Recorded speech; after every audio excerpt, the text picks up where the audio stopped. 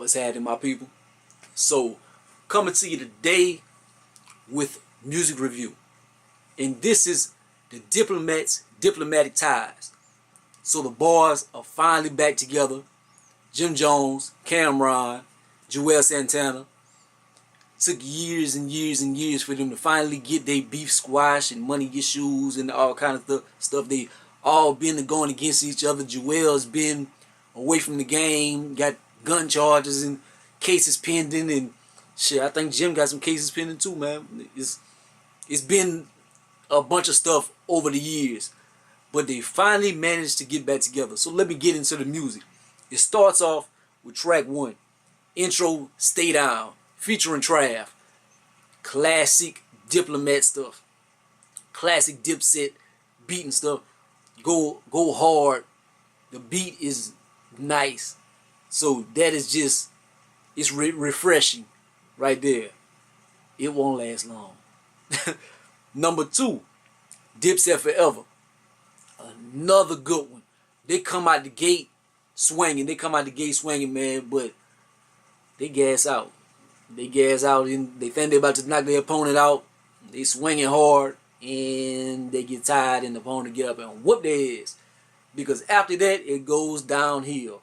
Track 1 and 2, fire Dipset beats.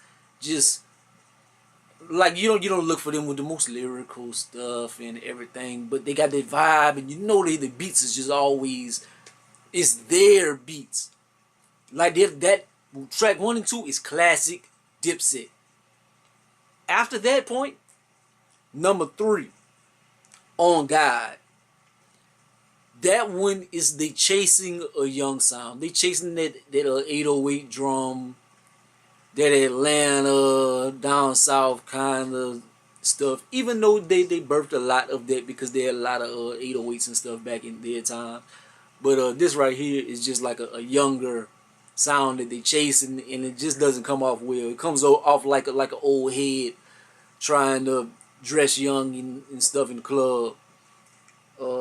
The next one that I'll mention, number 5, Dipset and Locks. That's the name of the song. The name of the song is Dipset Locks, and it's Diplomats featuring the Locks. And it's not the greatest song in the world, but it's a dope tandem, a dope tag team and stuff. And they all do a pretty good job. I like Jada do his thing on this. Styles do his thing, but it's nice because it's those two. Number 7, I mentioned that one. That's No Sleep featuring Tory Lanez. I'm looking at the title. I'm a big Tory Lanez fan. I'm like, oh, this gonna be lit. It's gonna be lit. Even Tory Lanez sounds bad on here. Tory Lanez sounds, he's just singing on the hook, but his voice, it sounds terrible. Like, it doesn't sound good. I don't know why. Number 9, this is the last track on here, outro on Casa. And that is another classic Dipset beat. That beat goes so hard, but it's only, I think it's Hell Real, and he the only one. He ripping it, but I would have loved to hear the rest of them on this beat. That beat is so fire, but I think it was a wasted beat. Well, not a wasted beat because he did do his thing, but I would have liked to hear all of them on there. They should have extended that one. And overall, man, it wasn't the best project in the world. Something else to mention. Joel Santana, there was them pictures leaked online where he had no teeth and stuff. And I seen him post on Instagram like he's smiling with a mouthful of teeth and stuff. That had to be true. That had to be true, man. I hate to say it. I'm not trying to shit on Joel's. You love Joel Santana music and stuff. But if you listen to this album, listen to this album. He ain't got no teeth. Like, he sounds, that's why I mentioned, like, I didn't mention that yet, but I'm gonna get to that. But the way he rapping, if when you get to the S, it sounds like this. All this stuff sounds like this. On God, it sounds like that. He ain't had no teeth in here, dog. I don't know if the feds, whenever they ran up, they butted him with the gun and knocked his teeth out, or he was fighting with somebody in the hood, somebody knocked his teeth out. Something happened if you had some dental work and needed to have his teeth out for a change and wait until his gum is healed for him to put his new teeth or something. Whatever happened, it was bad because he sounds like that during the album. On God. And the last thing, out of all of them, it's a reversal of fortune or whatever. Back in the days, you listen to Diplomatic Immunity 1 and 2 and stuff, and it was Cameron and Joel Santana's show.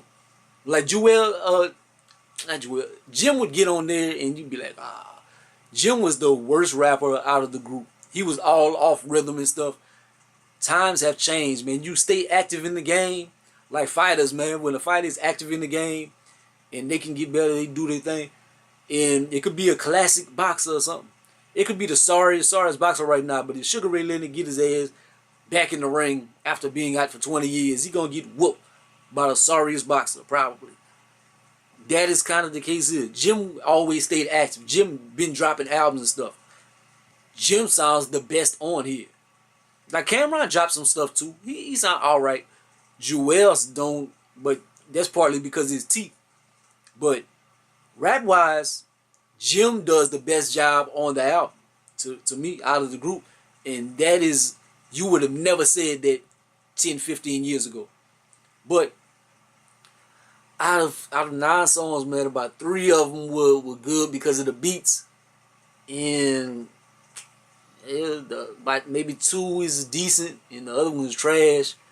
I give this a 4 out of 10. I give this a 4 out of 10, man. I hate to say that because I like Dipset and I'm glad that it came back, but this one just wasn't it. I think they labeled this might have been labeled a mixtape. I don't know. But they need to call it a mixtape. They shouldn't call this album.